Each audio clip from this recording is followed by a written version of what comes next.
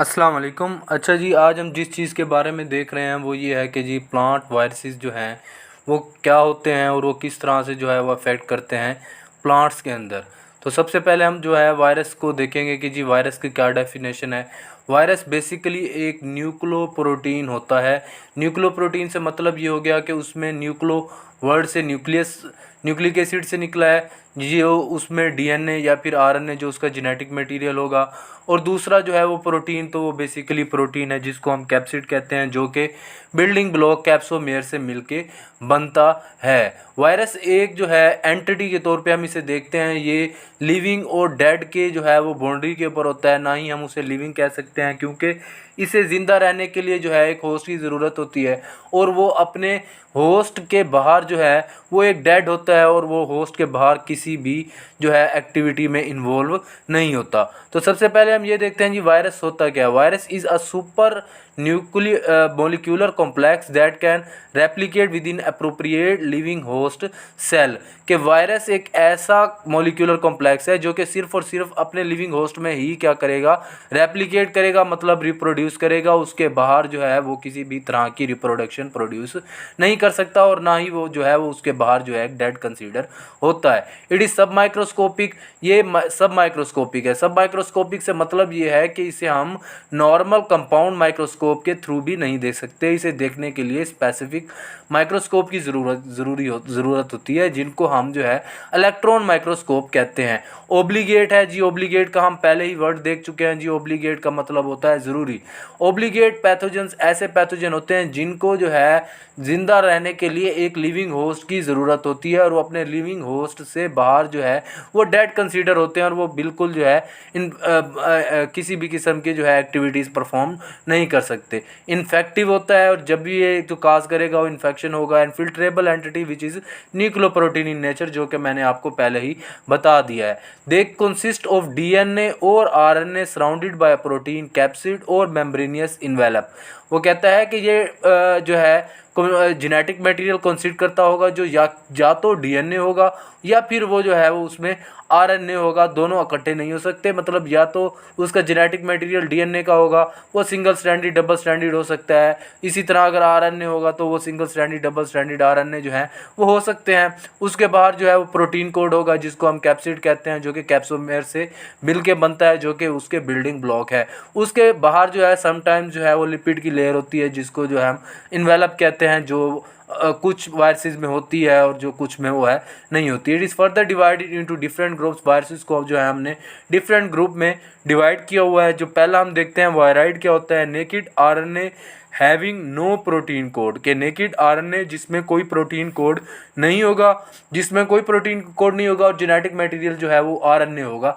मगर दूसरी बात ये होगा कि वो कम्प्लीटली जो है वो इन्फेक्शियस होगा, वो डिजीज़ काज कर सकता है। उसके बाद हम कहते हैं virion. A complete infectious virus particle is called virion. Complete infectious virus particle से मतलब ये है कि कंप्लीट उसमें जो है जेनेटिक मटेरियल डीएनए और आरएनए दोनों जो है दोनों में से एक हो सकते हैं, और उसमें जो है प्रोटीन कोड भी मौजूद होगा। इस लिहाज से जो है उसे वो कंप्लीट कह रहा है कि वो कंप्लीट होगा। उसके बाद हम प्रियोन क्या होता है। It is a viral protein which is infectious in nature. Prion में ये होता है कि पहले हमने जो देखा था वायराइड में जो है नेकेड आरएनए होता है और प्रोटीन नहीं होता। प्रियोन में जो है सिर्फ प्रोटीन होता है और उसमें जीनेटिक मटेरियल डीएनए या आरएनए नहीं होता, मगर वो इन्फेक्शियस होती है। प्रोटीन भी जो है वो वायरल सिम्टम्स काज कर सकती है। उसके बाद हम देखते हैं वायरल मॉर्फोलॉजी क्या होती है। Virus consist of a nucleic acid and protein, जो पहले हम देख चुके हैं। Protein forms a protective code around the nucleic acid called capsid. इसके बारे में भी मैंने आपको बताया है। If lipid layer is present in protein code it is called envelope. कि अगर लिपिड लेयर उसके बाहर मौजूद होगी तो उसको इन्वेलप कहेंगे। Virus are called obligate parasite. जो पहले आपको बता दिया है कि जो है वायरसेस ओब्लिगेट पैरासाइट होते हैं, और ओब्लिगेट से मतलब यही है कि जो उनको जिंदा रहने के लिए एक लिविंग होस्ट की ज़रूरत होती है, because they are only replicate multiply within the living host and on not on the artificial media. और वो आर्टिफिशियल मीडिया के ऊपर ग्रो नहीं कर सकते। मॉर्फोलॉजिकल फॉर्म ऑफ वायरसेस की जो है वो किस तरह से हो सकते हैं, वो रोड शेप हो सकते हैं, जैसे कि TMV है, टोबैको मोज़ेक वायरस हो गया। फ्लेक्सिबल थ्रेड हो सकते हैं, जैसे कि मेज ड्वार्फ वायरसेस हो गए। वो जेमिनिएट या फिर सर्कुलर हो सकते हैं, जैसे कि cotton leaf curl virus CLCUV हो सकता है। वो रैप्डो शेप्ड हो सकते हैं, जैसे कि क्यूकम्बर मोज़ाइक वायरस है। अब हम वो शेप्स जो उसके पहले हमने देखी हैं जी, फ्लेक्सिबल थ्रेड पोटी वायरसेस में आ जाता है, जिसके बारे में हमने पहले एग्जांपल भी देखी है, जो इस तरह से थ्रेड शेप में हो सकता है। वो सिलेंड्रिकल भी हो सकता है शेप में वायरसेस के, वो इस तरह से हो सकते हैं। वो रोड शेप भी जो है वायरसेस भी हो सकते हैं। वो फिर हेड्रल भी हो सकते हैं, जो कि इस तरह से जो है हम सिम्टम को, उनकी मॉर्फोलॉजी को जो है हम देख सकते हैं। उसके बाद हम ये देखते हैं कि जी वायरस जो है वो होस्ट के अंदर एंट्री किस तरह से लेता है। अब उसमें देखने वाली बात यह है कि वायरस के पास किसी भी किस्म की जो है सेक्रीशंस नहीं होती enzymatic as compared to the bacteria और फंजाई के पास तो ये होता है कि उसके पास जो है वो सेल वाल को ब्रेक करने के लिए जो है वो सेलुलोज और जो है उधर एंजाइम प्रेजेंट होते हैं, जिनको वो यूज़ करते हुए जो है वो गेन एंट्री कर सकता है। मगर वायरस के पास ऐसा किसी किस्म का केस नहीं हो सकता। उसे एंट्री के लिए या तो वेक्टर चाहिए या वाउंड चाहिए या नेचुरल ओपनिंग चाहिए। वो डायरेक्टली जो है इन्वेड होस्ट को नहीं कर सकता, because plant cells wall are so thick compared to the size of the virus infecting them. Plant viruses have not evolved mechanisms similar to those of other organisms for entering their host cell. The only way that virus can enter plant cells can ensure primary infections are via, जो वो आगे बताता है, इसमें वो यही बता रहा है कि जी प्लांट सेल वॉल इतनी थिक होती है और वो जो है वायरस के पास कैपेबिलिटी नहीं होती कि वो उसको ब्रीच करके वो अंदर जा सके, क्योंकि उसने दूसरे माइक्रो ऑर्गेनिज्म जैसे कि फंजाई या फिर बैक्टीरिया हो गया, उसके पास किसी भी किस्म की एंजाइमेटिक सेक्रीशंस नहीं होती, जो कि फंजाई में प्रेजेंट होती हैं, और वो जो है सेक्रीशंस करके जो उसमें एंट्री गेन कर लेता है। उसके बाद हम कहते हैं जी मोड ऑफ एंट्री के लिहाज से जो है थ्रो वाउंड्स, मैंने आपको जैसे बताया कि वाउंड अगर तो वो वाउंड हो गया हो प्लांट के अंदर तो फिर वो जाहिर सी बात है जी एंट्री का पॉइंट तो उसे मिल गया। Purely mechanical injury that breaches the cell wall and plasma membrane of underlining cells, कि जी वो वाउंड्स के थ्रू आ सकता है, वो नेचुरल ओपनिंग्स के थ्रू आ सकता है, स्टोमेटा के थ्रू आ सकता है, वो लेंटिसेल्स के थ्रू आ सकता है। लेंटिसेल्स जो कि जो है वो स्टेम के अंदर प्रेजेंट होता है। वो हाइड्रोथोट्स के थ्रू आ सकता है, जो कि लीफ के जो है वो एजिस के ऊपर हाइड्रोथोट्स प्रेजेंट होते हैं। वो थ्रू वेक्टर आ सकता है। वेक्टर क्या होता है? वेक्टर एक ऐसा ऑर्गेनिज्म होता है जो कि पैथोजेंस को जो है वो एक जगह से दूसरी जगह जो है वो लेके जाता है।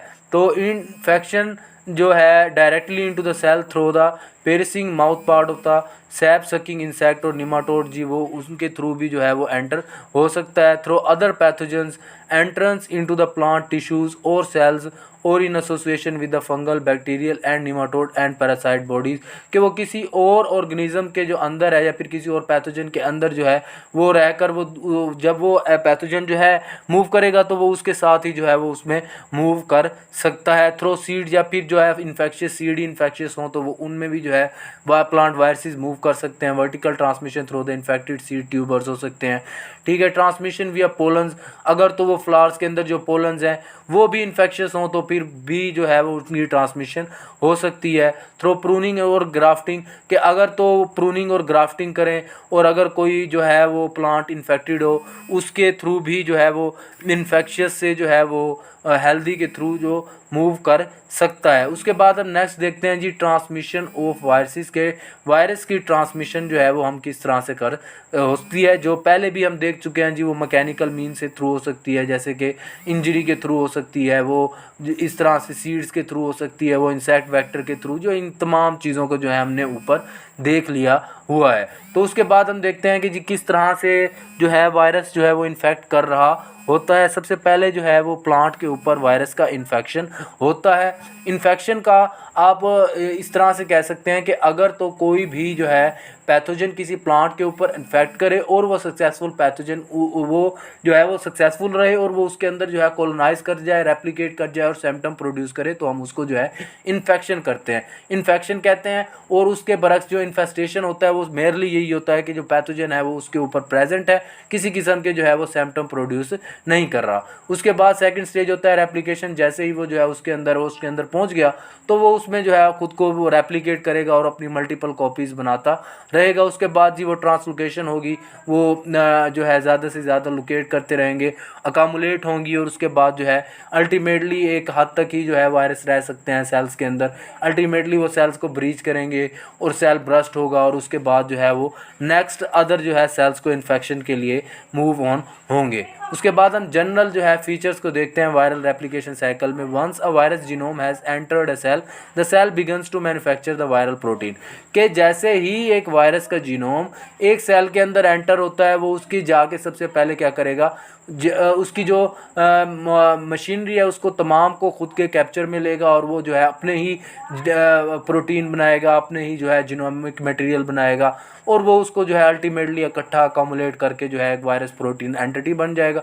अल्टीमेटली ये होगा कि वो रेप्लिकेट करता करता वो पूरे सेल को ही जो है अपने वायरस के अंदर जो है वो इतने नंबर में ज़्यादा हो जाएंगे कि सेल ब्रस्ट होगा और वो अल्टीमेटली दूसरे सेल की तरफ जो है वो मूव ऑन कर जाएगा। The virus make use of the host enzyme, ribosomes, transformer RNAs, amino acids, ATP and other molecules, viral nucleic acid molecules and capsomeres spontaneously self assemble into the new viruses. के जैसे ये तमाम चीज़ें जो मैंने आपको बताई हैं कि वो जाके उसकी मशीनरी के ऊपर कैप्चर करेगा, अपने ही जो है जेनेटिक मटेरियल और प्रोटीन बनाता रहेगा और अल्टीमेटली वो इकट्ठे होकर जो है एक नई एंटिटी, एक नया वायरसेस जो है वो बन जाएगा। जैसे मैंने आपको पहले बताया था कि ये देखें जी वायरस है एक, उसके अंदर जो है ये DNA प्रेजेंट है, उसके बाहर जो है कैप्सिड वो शो किया हुआ है जो कि उसकी प्रोटीन कोड है। वो उसके अंदर जो है जैसे ही जो एक सेल है उसके अंदर जो है उस सेल के अंदर अपना वायरल DNA जाता है। वायरल DNA जो है वो उसके DNA से मिलता है, उसके तमाम जेनेटिक मटेरियल को कंट्रोल करता है। अल्टीमेटली न्यू वायरसेस बनते हैं, न्यू प्रोटीन मिलते हैं, न्यू कैप्सिड मेल, वो सारे मिलके नए वायरसेस और अल्टीमेटली जो है वो उसकी रेप्लिकेशन हो सकती है, जो कि मैं आपको अब दिखाता हूँ। जैसे कि जो है हम ये देखते हैं जी एक सेल है, उसके ऊपर एक वायरस जो है सबसे पहला स्टेप क्या करेगा, अटैचमेंट करेगा कि वायरस जो है वो आके किसी सेल के ऊपर अटैच होगा और उसके बाद क्या होगा, अटैचमेंट के बाद वो अपना जेनेटिक मटेरियल जो है वो उस सेल के अंदर ट्रांसफ़र करेगा। Entry of phase DNA and degradation of the host DNA कि क्या होगा, वो अपना जेनेटिक मटेरियल होस्ट DNA के अंदर डालेगा, वो उसका DNA जो है होस्ट के DNA को जाके डिग्रेड कर देगा और अपना DNA उसके अंदर डाल के वो जो पूरे के पूरे उसकी मशीनरी को क्या कर लेगा, कंट्रोल कर लेगा। जैसे ही मशीनरी कंट्रोल होगी तो क्या होगा जी, synthesis of viral genome and protein के वायरस अपने ही प्रोटीन और अपनी ही जो है वो जेनेटिक मटेरियल को बनाता रहेगा। उसके बाद क्या होगा जी, असेंबली होगी कि वो अपने जेनेटिक मटेरियल और अपने प्रोटीन को जो है वो बना के असेंबल करेगा, हेड बनाएगा, टेल फाइबर्स और उससे जो है अल्टीमेटली एक पूरा वायरस पार्टिकल जो है वो बना लेगा।